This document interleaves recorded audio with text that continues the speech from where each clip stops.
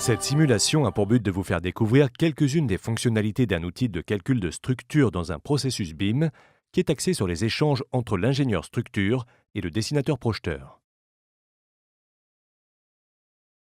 Lors de l'import d'un modèle structure dans ce logiciel, il est impératif de corriger ce modèle afin d'obtenir un modèle d'analyse qui sera pleinement exploitable pour le calcul.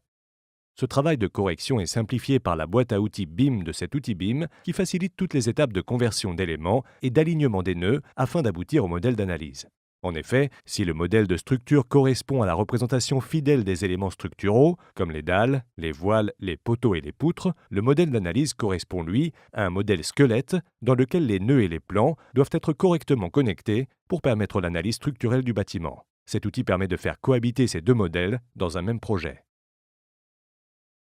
Une fois que le modèle de structure a été importé, puis connecté et aligné en vue de l'analyse, l'ingénieur peut modifier la géométrie de certains éléments structuraux, comme les épaisseurs de plancher, en vue de leur dimensionnement.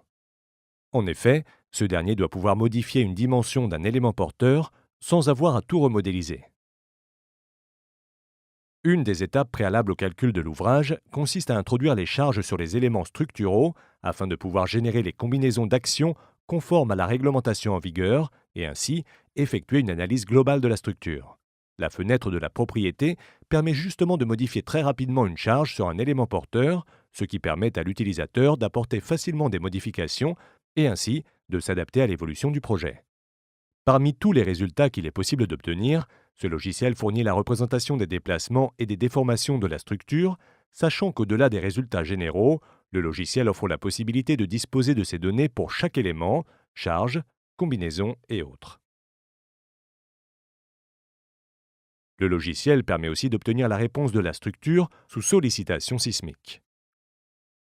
Une fois que l'ingénieur structure s'est assuré de la bonne cohérence d'ensemble de l'ouvrage, il peut poursuivre son étude par un dimensionnement de chacun des composants du bâtiment. Prenons l'exemple d'une poutre en toiture-terrasse. Il est possible d'obtenir son ferraillage complet sur la base des sollicitations internes maximales. Au-delà du dimensionnement à proprement parler, le logiciel permet d'effectuer tous les contrôles réglementaires afin de s'assurer que les éléments structuraux sont correctement dimensionnés.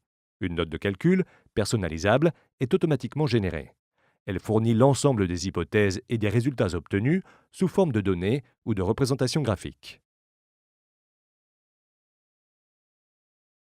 Une fois que l'ouvrage est entièrement dimensionné avec l'ensemble des charges et des sollicitations, l'ingénieur structure peut échanger avec d'autres intervenants dans le cadre d'un processus BIM. Alors, il peut exporter toute ou partie des données de l'ouvrage, soit vers un logiciel de dessin, afin d'aboutir à un plan d'exécution du bâtiment, soit vers un logiciel de contrôle de maquette numérique, comme c'est le cas sur la vidéo.